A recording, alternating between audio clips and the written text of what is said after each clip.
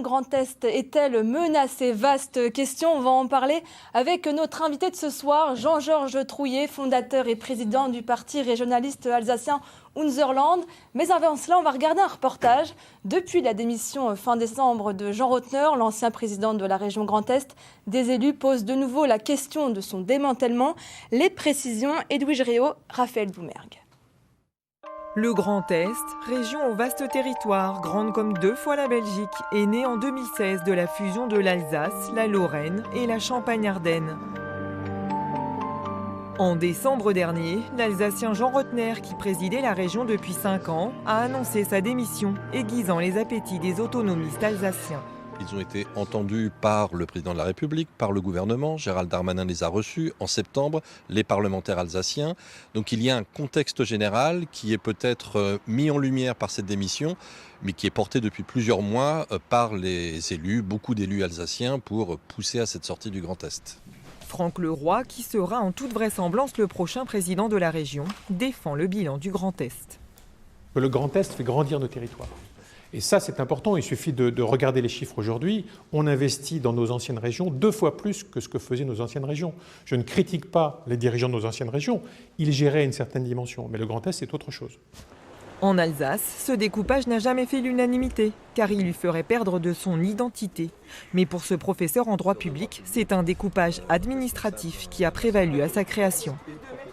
Le choix a été fait, et encore une fois, il était discutable, de ne pas s'appuyer essentiellement sur une base d'identité culturelle, historique, d'où le Grand Est, d'où les Hauts-de-France, d'où l'Occitanie et ces grandes régions qui existent aujourd'hui. Maintenant, encore une fois, si on en démantèle une, alors pourquoi pas les autres ?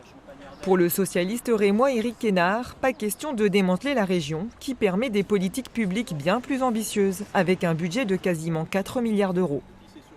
Là où il y a un fort travail à faire, c'est comment on ramène de la proximité de la région, comment on explique que la région, elle agit dans le quotidien de nos concitoyens. Et c'est ça, ce décalage-là entre la perception des acteurs publics qui est plutôt favorable à l'entité régionale et de l'autre côté, peut-être l'éloignement que les citoyens peuvent percevoir sur ces grandes entités régionales. L'élection du président de la région Grand Est aura lieu vendredi prochain. Jean-Georges Trouillet, je le rappelle, vous êtes le président du parti régionaliste alsacien Unserland. En fait, pourquoi vous ne voulez pas de nous, de la Champagne-Ardenne ? Non, la question ne se pose pas comme ça, en fait. La question de savoir est-ce que la région Grand Est a finalement un sens ? Est-ce qu'elle a une cohérence ? Et là, la réponse est toute vue, c'est non. Et la seconde chose, c'est est-ce que cette région est-elle acceptée par ses propres habitants ? Et là, la réponse, une fois, également non.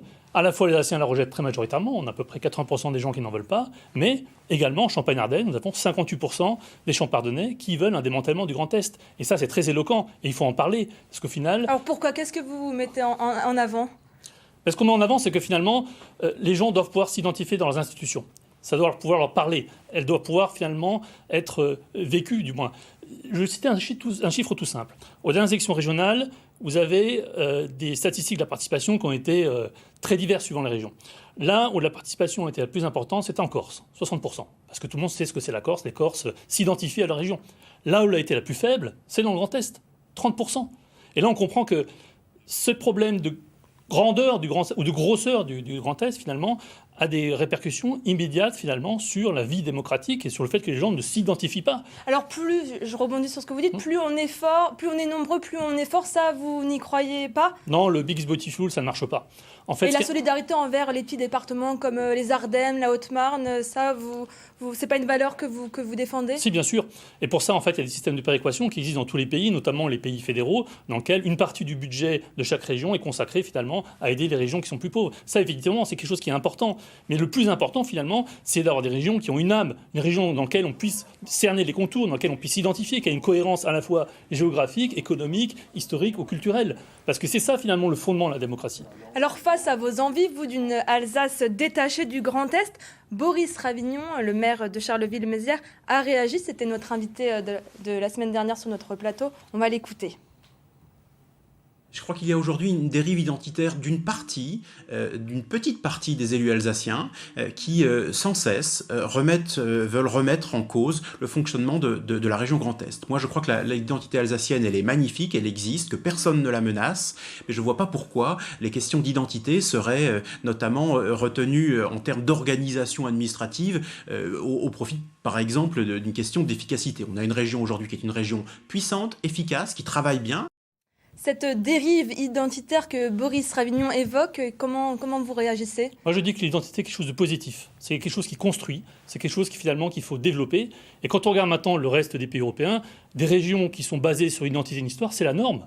Je veux dire, faire des régions qui soient des régions finalement technocratiques, c'est une spécialité malheureusement française. Et on voit finalement les dégâts que ça cause à la fois en termes, on va dire, de vie démocratique, mais également d'efficacité. Enfin, je vous rappelle quand même que dans un rapport de la Cour des comptes de 2019, ces fameuses régions dont on disait qu'elles auraient au moins une chose de favorable, c'est qu'elles nous fassent créer des économies. Eh bien, ces économies, au final, elles ne sont pas là. Dernière question, Franck Leroy, qui assure l'intérim en ce moment, est bien parti pour remplacer définitivement Jean Rottner. Ce serait la première fois que ce soit un Champenois et non un Alsacien à la tête de la région Grand Est. Ça vous fait peur ? Non, ça ne fait pas peur. Au moins, ça sera peut-être plus clair. En tout cas, je pense que la chose qu'on peut souhaiter au nouveau président, à M. Leroy, et je pense que la meilleure chose qu'il pourrait faire pour tous les habitants du Grand Est, c'est que ce soit le dernier président du Grand Est. Bien, le message est passé, on l'espère. Jean-Georges Trouillet, merci d'avoir accepté notre invitation. Je le rappelle, vous êtes le président du parti régionaliste alsacien Unserland. Allez, pour s'aérer l'esprit de la culture, le Pop Woman Festival débarque à Reims.